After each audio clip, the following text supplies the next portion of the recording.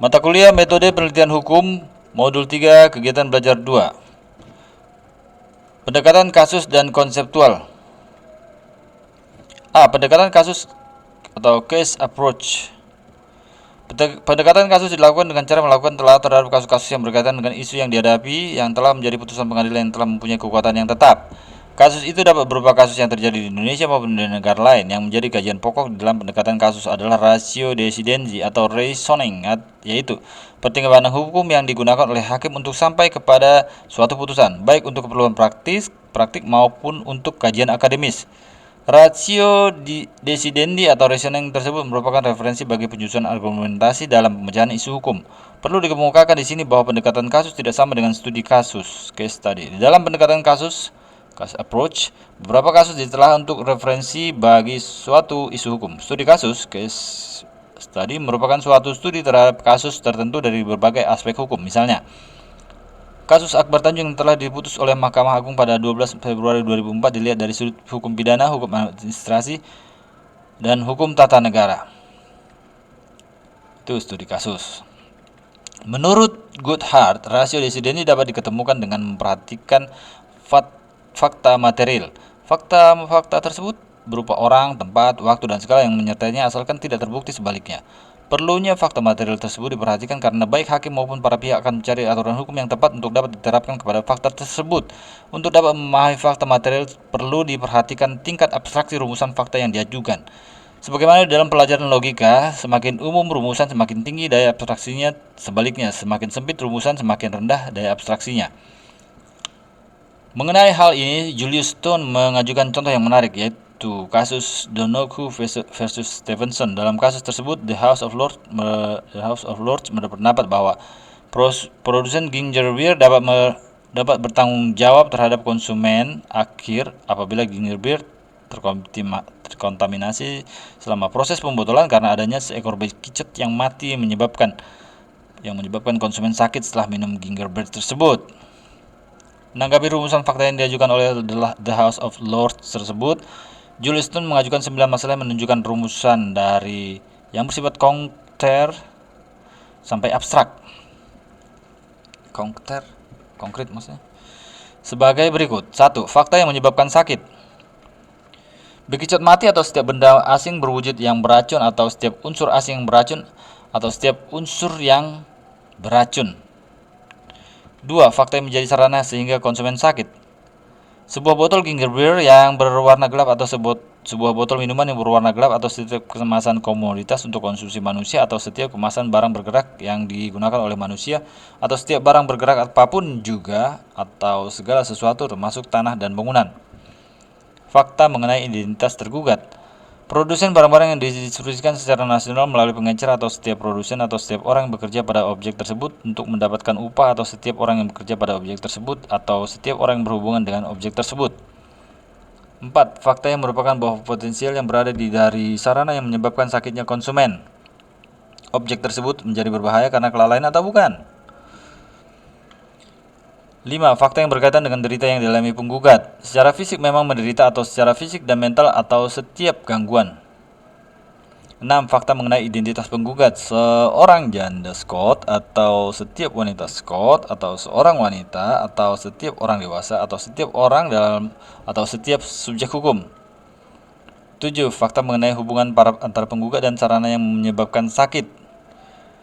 Ia diberi oleh pembeli yang membelinya secara langsung dari tergugat atau pembeli yang membeli dari setiap orang atau setiap orang mendapatkan objek tersebut secara sah atau setiap orang yang menguasai objek tersebut. 8. Fakta mengenai dapat diketemukan sebagai penyebab sakit.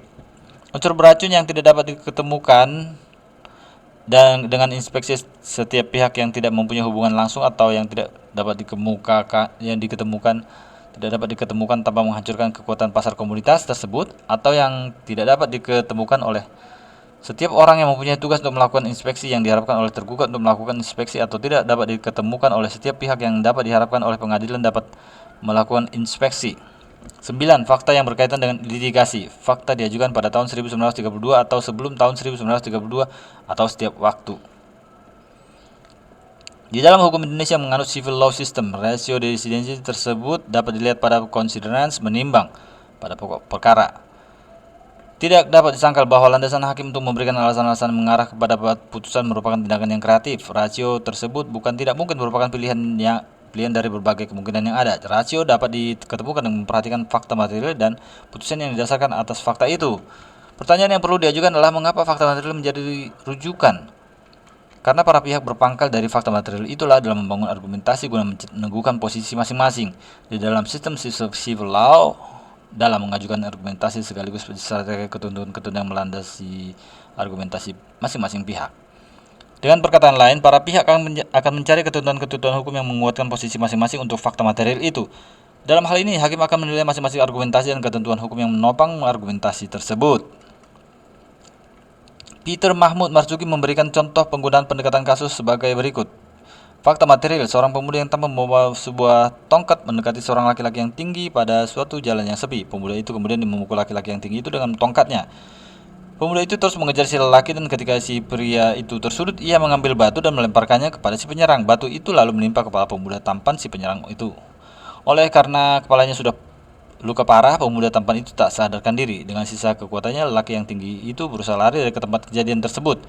Polisi yang saat itu lewat di situ langsung menghentikan laki-laki tinggi itu dan menahannya atas sangkaan melakukan penganiayaan berat. Sebenarnya pada saat lelaki jangkung itu dipukuli oleh pemuda tampan, beberapa orang melihatnya dengan bergegas ke tempat itu dengan maksud menghentikan pemuda itu memukul si jangkung. Sangat disayangkan, lemparan batu si jangkung lebih cepat menimpa si penyerang dan si jangkung berusaha kabur ketika orang-orang yang melihat sampai di tempat kejadian.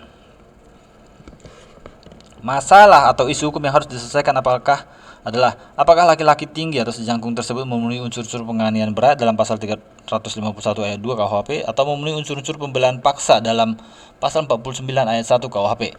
Dalam pasal 49 ayat 1 KUHP dinyatakan bahwa tindak pidana, barang siapa melakukan tindak pembelaan terpaksa untuk diri sendiri maupun orang lain, kehormatan kesulian atau harta benda sendiri maupun orang lain, karena ada serangan atau ancaman serangan yang sangat dekat dan yang melawan hukum pada saat itu.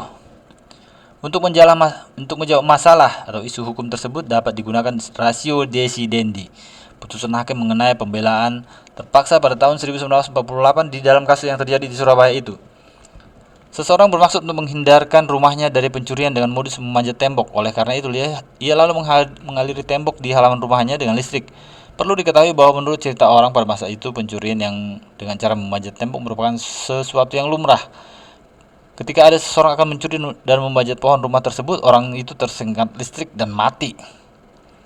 Pemilik rumah itu kemudian dipidana. Dalam kasus ini tidak diketemukan alasan serangan atau ancaman serangan yang sangat dekat dan yang melawan hukum.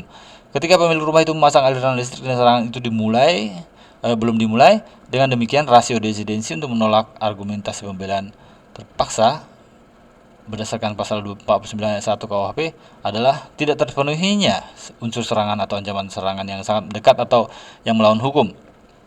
Kok tidak terpenuhi? Jika demikian, secara a contrario terhadap lelaki jangkung yang dipukuli pemuda tampan seharusnya berlaku ketentuan pasal 49 ayat 1 KUHP karena terpenuhi unsur serangan atau ancaman serangan yang sangat dekat dan yang melawan hukum. Sebagaimana telah dikemukakan bahwa kegunaan pendekatan kasus bukan saja karena rasio decidendinya adalah penafsiran atau penghalusan hukum, melainkan juga dalam hal undang-undang tidak mengaturnya. Sebagai contoh konkret dapat dikemukakan di Indonesia. Dengan putusan Mahkamah Agung tertanggal 23 Oktober 1959 telah berkembang jurisprudensi di dalam hukum adat bahwa seorang janda berhak atas warisan dari harta suaminya bersama anak-anaknya. Di dalam konsiderasi menimbang, dikemukakan alasan-alasan pengadilan untuk menetapkan janda berhak atas warisan dari harta suaminya bersama anak-anaknya.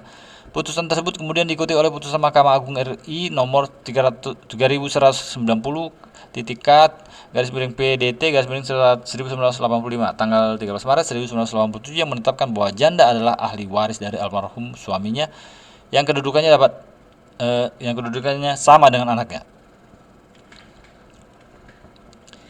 Dengan mengacu kepada rasio decidendi putusan Mahkamah Agung RI nomor 3190/K/PDT 1985 Tanggal 13 Maret 1987, selanjutnya Mahkamah Agung Republik Indonesia berdasarkan putusannya nomor 1839K garis miring PDT garis miring 1995 tertanggal 4 Juni 1998 menetapkan bahwa seorang janda yang dalam perkawinan dengan suaminya tidak mempunyai anak merupakan ahli waris dari harta suaminya bersama-sama dengan saudara kandung suaminya.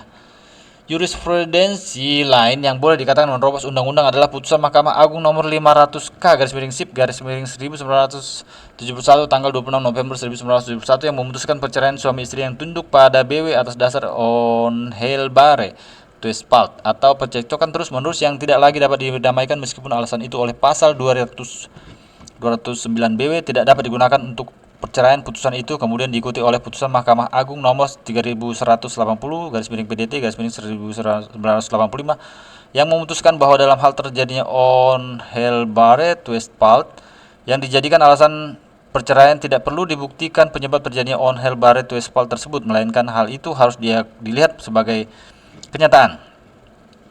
Di samping putusan pengadilan yang telah mempunyai kekuatan hukum yang tetap, putusan Mahkamah Konstitusi juga dapat dijadikan bahan pendekatan kasus. Sebagai contoh, putusan Mahkamah Konstitusi antara perkara nomor 011 garis 017 garis miring PUU garis miring I garis miring 2003 telah dikabulkannya permohonan beberapa pemohon yang mantan anggota Partai Komunis Indonesia untuk menyatakan tidak mempunyai kekuatan hukum pasal 60 huruf G Undang-Undang Nomor 12 Tahun 2003 tentang pemilihan umum anggota Dewan Perwakilan Rakyat, Dewan Perwakilan Daerah, Dewan Perwakilan Rakyat Daerah, Lembaran Negara tahun 2003 nomor 37 tambahan Lembaran Negara nomor 4277. Rasio desidendi atas dikabulkannya permohonan tersebut pada dasarnya adalah ketentuan pasal 60 huruf G Undang-Undang Nomor 12 Tahun 2003 itu bersifat diskriminatif dan meniadakan hak konstitusional pemohon, sehingga bertentangan dengan Undang-Undang Dasar 1945 yang melarang diskriminasi dalam bentuk apapun. B. Pendekatan konseptual approach. Pendekatan konseptual dilakukan manakala peneliti tidak beranjak dari aturan hukum yang ada. Hal itu dilakukan karena memang belum ada atau tidak ada aturan hukum untuk masalah yang dihadapi. Pendekatan konseptual beranjak dari pandangan-pandangan dan doktrin-doktrin yang berkembang di dalam ilmu hukum. Dengan mempelajari pandangan-pandangan dan doktrin-doktrin di dalam ilmu hukum, peneliti akan menemukan ide-ide yang melahirkan pengertian-pengertian hukum, konsep-konsep hukum, dan asas-asas hukum yang relevan dengan isu yang dihadapi. Pemahaman akan pandangan-pandangan dan doktrin-doktrin tersebut merupakan sandaran bagi peneliti dalam membangun suatu argumentasi hukum dalam memecahkan isu yang dihadapi. Sebagai contoh, penggunaan pendekatan konseptual dikemukakan penelitian Lego Karjoko untuk menjawab masalah atau isu hukum mengenai apakah jalan tol dapat diklasifikasikan sebagai kepentingan umum dalam kegiatan pengadaan tanah. Michael G. Kitai mengatakan tentang doktrin kepentingan umum yang pada umumnya terdapat dua cara untuk mengungkapkan tentang doktrin ini, yaitu 1. Pedoman umum menyebutkan bahwa pengadaan tanah harus berdasarkan alasan kepentingan umum. Istilah umum penyebutannya misalnya public atau social, general, common atau kolektif. Sedangkan kepentingan atau purpose sering diganti dengan need, necessity, interest, function, utility, atau use. Sehingga dengan pengertian ini, eksekutif atau pemerintah mempunyai peranan untuk menyatakan suatu proyek memenuhi syarat untuk kepentingan umum dengan penafsiran terhadap pedoman tersebut. 2. Penyebutan kepentingan umum dalam suatu daftar kegiatan yang secara jelas mengidentifikasikan tujuannya, sekolah, jalan, bangunan-bangunan pemerintah, dan sebagainya yang oleh peraturan perundang-undangan dipandang bermanfaat bagi kepentingan umum. Segala kegiatan di luar yang tercantum dalam daftar tersebut tidak dapat dijadikan alasan untuk pengadaan tanah. Doktrin Michael G. Kitai digunakan untuk membuat konstruksi hukum pengertian kepentingan umum dalam pengadaan tanah sebagai berikut. 1. Pedoman umum kepentingan umum.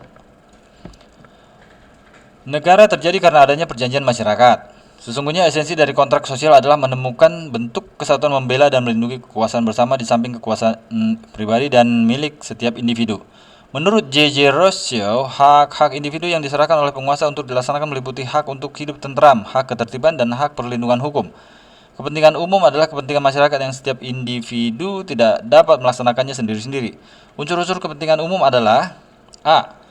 Kepentingan umum merupakan hak-hak rakyat yang diserahkan pengurusannya kepada negara. B. Kepentingan umum berorientasi pada kesejahteraan. C. Kepentingan umum merupakan hak rakyat yang secara individual tidak dapat dilaksanakan. Menurut Van Wyk, kepentingan umum adalah tuntutan hukum masyarakat yang harus dilayani oleh pemerintah demi terwujudnya kesejahteraan masyarakat. Kuncoro Purbo Pranoto mengartikan kepentingan umum meliputi kepentingan bangsa, masyarakat, dan negara. Kepentingan umum mengatasi kepentingan individu, kepentingan golongan dan daerah. Meskipun kepentingan umum untuk mengatasi kepentingan individu, bukan berarti negara tidak mengakui kepentingan individu sebagai hakikat pribadi manusia.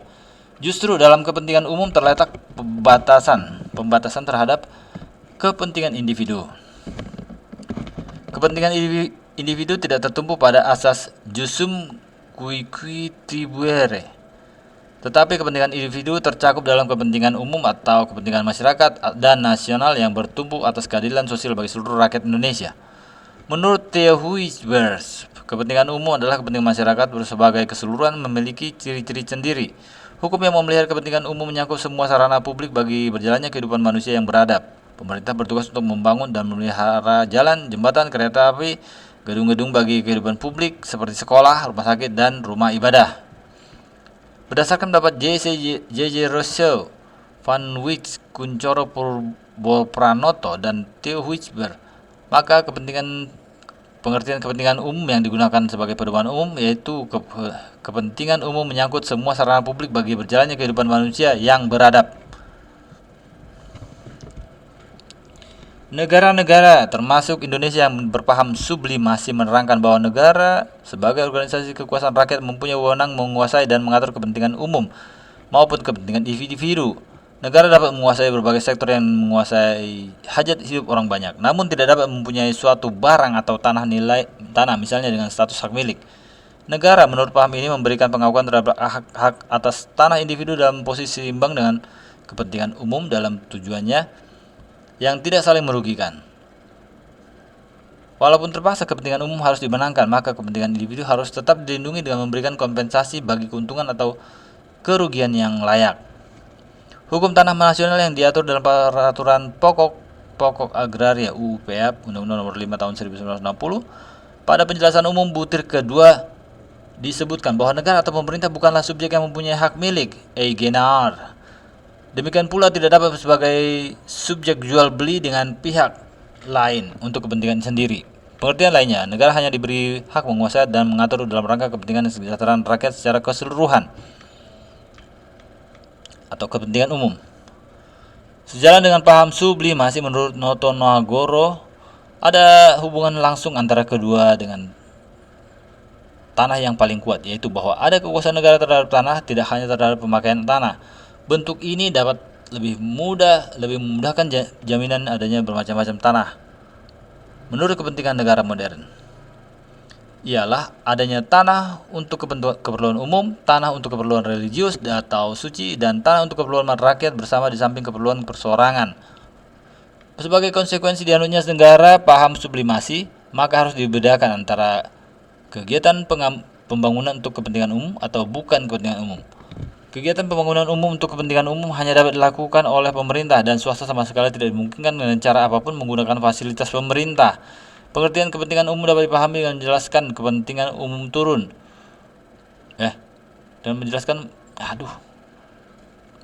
Pengertian kepentingan umum dapat dipahami dengan menjelaskan pengertian milik umum. Masyarakat atau negara dapat menyatakan bahwa barang-barang tertentu seperti tanah milik bersama, taman-taman umum, jalan adalah untuk digunakan oleh umum. Hak untuk menggunakan barang-barang itu adalah milik dari orang-orang perorangan dan bahwa setiap warga masyarakat mempunyai klaim yang dapat dipaksakan untuk menggunakannya. Negara umpamanya dapat mengatur penggunaan tanah-tanah umum atau negara dapat membatasi jenis-jenis penggunaan oleh setiap orang atas jalan-jalan dan atau perairan umum. Lebih tepat seperti sekarang, negara membatasi penggunaan oleh setiap orang atas milik pribadi. Tapi hak untuk menggunakan barang-barang umum betapapun terbatas adalah hak setiap orang. Menurut pasal 6 UPA, semua hak atas tanah mempunyai fungsi sosial. Adanya fungsi sosial hak atas tanah berarti bahwa tanah juga bukan komoditas perdagangan, biarpun dimungkinkan tanah yang dipunyai dijual jika ada keperluan. Dengan demikian, tanah tidak boleh dijadikan objek investasi semata-mata. Sebagai konsekuensi fungsi sosial atas hak tanah yang dianut UU PA dan pengertian milik umum dari C.B. McPherson, bahwa kegiatan pembangunan yang dilakukan pemerintah untuk kepentingan umum seharusnya tidak digunakan untuk mencari keuntungan. Dengan demikian, pedoman umum pengertian kepentingan umum yakni kepentingan umum menyangkut semua sarana publik bagi berjalannya kehidupan manusia yang beradab, dan tiga pembatasan.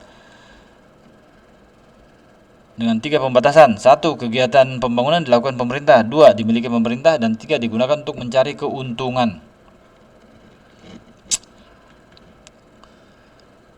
2. Daftar kegiatan untuk kepentingan umum. Daftar kegiatan untuk kepentingan umum disusun berdasarkan pedoman umum pengertian kepentingan umum, yakni kepentingan umum menyangkut semua sarana publik bagi berjalannya kehidupan manusia yang beradab. Masyarakat atau negara dapat menyatakan bahwa barang-barang tertentu seperti tanah milik bersama, tanaman-taman umum, jalan adalah untuk digunakan oleh umum. Hak untuk menggunakan barang-barang itu adalah milik dari orang-orang perorangan, dan bahwa setiap warga masyarakat mempunyai klaim yang dapat dipaksakan untuk menggunakannya. Negara umpamanya dapat mengatur penggunaan tanah-tanah umum, atau negara dapat membatasi jenis-jenis penggunaan oleh setiap orang atas jalan-jalan atau perairan umum. Tepat seperti sekarang negara membatasi penggunaan oleh setiap orang atas milik pribadi. Tetapi untuk menggunakan barang-barang umum betapapun terbatas adalah hak setiap orang. W. Riawan Chandra menjelaskan perbedaan barang publik dan barang swasta sebagai berikut. Suatu barang dikategorikan sebagai barang swasta atau publik dalam kaitan dengan tingkat excludability dan persaingannya sebagaimana terlihat ragaan sebagai berikut. Apa nih? Excludability rendah, excludability tinggi. Persaingan rendah, persaingan tinggi. Barang publik,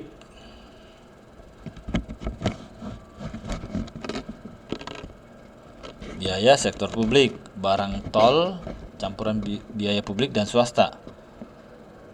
Persaingan tinggi, common pool goods, biaya sektor publik, sedangkan barang swasta, biaya swasta.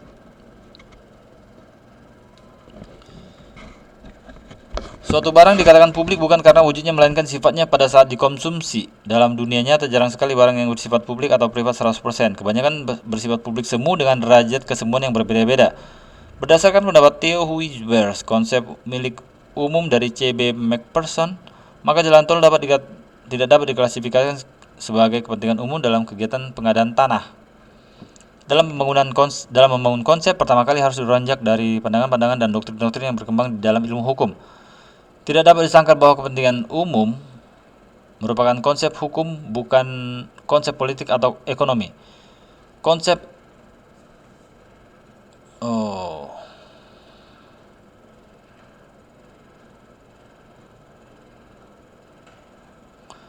itu bersifat universal. Oleh karena itulah penulis perlu menelaah pandangan-pandangan sarjana hukum dari berbagai negara mengenai hal tersebut. Disinilah kemampuan peneliti hukum untuk memahami substansi ilmu hukum yang benar-benar diperlukan.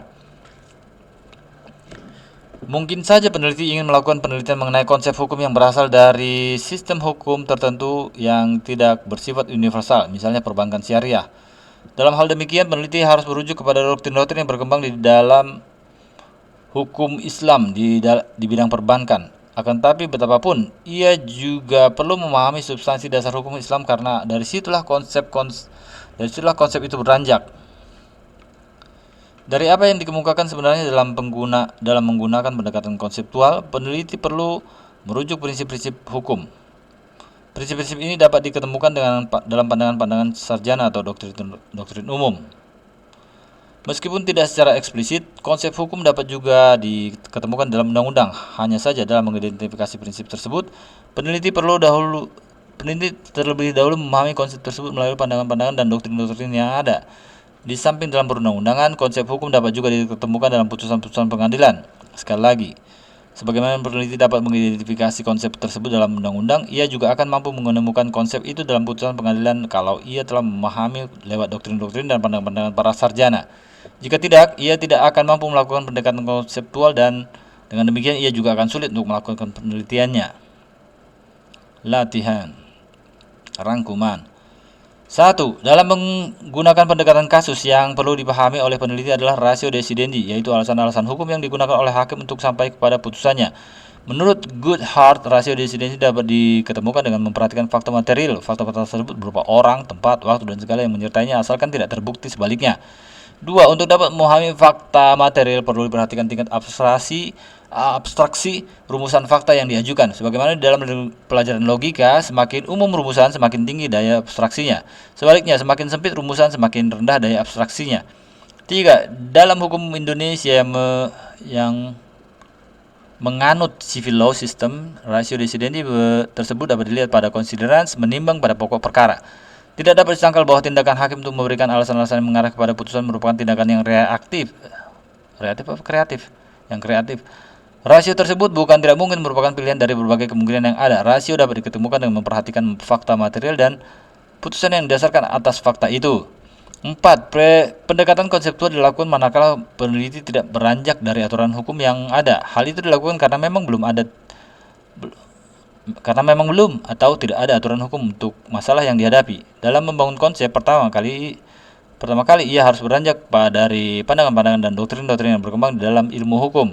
Meskipun tidak secara eksplisit, konsep hukum dapat juga ditemukan dalam undang-undang. Di samping dalam perundang-undangan, konsep hukum juga dapat ditemukan dalam putusan-putusan pengadilan. Sekali lagi, sebagaimana peneliti dapat mengidentifikasi konsep tersebut dalam undang-undang, ia juga akan mampu menemukan konsep itu dalam putusan pengadilan kalau ia telah memahami lewat doktrin-doktrin dan jawaban-jawaban pandangan-pandangan para sarjana. Jika tidak, ia tidak akan mampu melakukan pendekatan konseptual dan dengan demikian ia juga akan sulit untuk melakukan penelitiannya. Modul 3 kegiatan belajar 2 selesai.